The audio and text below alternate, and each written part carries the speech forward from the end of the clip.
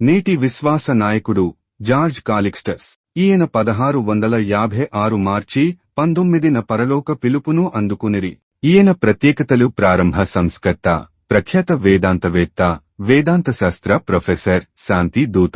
ఈయన సంక్షిప్త జీవిత చరిత్రను తెలుసుకోవడం ద్వారా దేవునికి సేవ చేసేలా ప్రజలను ప్రేరేపించడం ఈ పరిచర్య లక్ష్యం.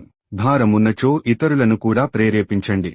జార్జ్ కాలిక్స్టస్ 1586 నుండి 1656 వరకు జీవించెను. ఈయన వివిధ క్రైస్తవ తెగల మధ్య, ప్రత్యేకించి లూథరన్లు, కాథలిక్కులు, సంస్కరించబడిన క్రైస్తవుల మధ్య ఐక్యతను పెంపొందించడానికి చేసిన ప్రయత్నాలకు ప్రసిద్ధి చెందారు. ఈయన సర్వసమాన సమాజము కోసం వాదించాడు. ఒప్పుకోలు విధానాల కంటే క్రైస్తవ మతం యొక్క ప్రధాన సిద్ధాంతాలను నొక్కిచెప్పాడు. ఈయన అన్ని ప్రధాన క్రైస్తవ సంప్రదాయాలు పంచుకునే ప్రాథమిక విశ్వాసాలను హైలైట్ చేయడం ద్వారా క్రైస్తవ ఐక్యతను కోరాడు. న్యూ టెస్టమెంట్ చర్చి విశ్వాసం తరువాత సిద్ధాంత వివాదాల కంటే ఐక్యతకు పునాదిగా ఉపయోగపడుతుందని ఈయన వాదించాడు. ఈ విధానం సింక్రెటిజం అని పిలువబడింది.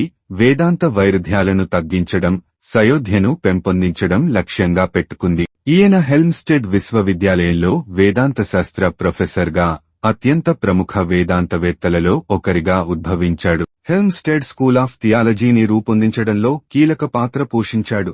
ఇది కఠినమైన లూథరన్ సనాతన ధర్మంతో పోలిస్తే వేదాంతానికి మరింత మానవీయ, సామరస్యపూర్వకమైన విధానానికి ప్రసిద్ధి చెందింది. కాలిక్స్టస్ మెడల్బీ, ష్లెస్విగ్లో జన్మించాడు.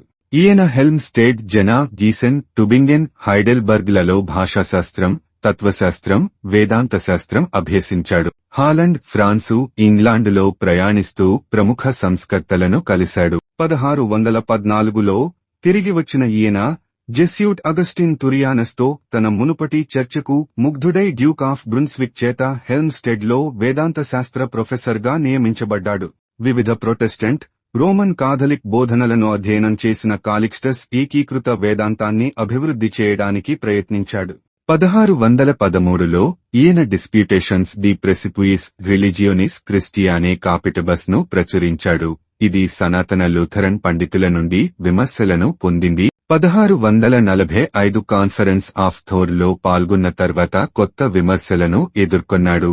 అక్కడ లూథరన్లు, సంస్కరించబడిన క్రైస్తవుల మధ్య సయోధ్య కోసం ప్రయత్నించాడు. వేదాంతపరమైన విభేదాలను తగ్గించడం ద్వారా క్రైస్తవమత సామ్రాజ్యాన్ని ఏకం చేయాలనే ఈయన జీవితకాల లక్ష్యం సమకాలీకరణ ఆరోపణలకు దారితీసింది. వ్యతిరేకత ఉన్నప్పటికీ కాలిక్స్టస్ లూథరన్ చర్చిలో తన స్థానాన్ని నిలుపుకున్నాడు.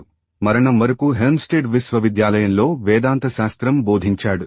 కాలిక్స్టస్ తన 69వ ఏట జర్మనీలోని హెల్మ్స్టెడ్లో కన్నుమూశారు. ఈయన ఆలోచనలు తన కాలంలో వివాదాస్పదంగా ఉన్నప్పటికీ సంభాషణల ప్రయత్నాలను ప్రభావితం చేశాయి.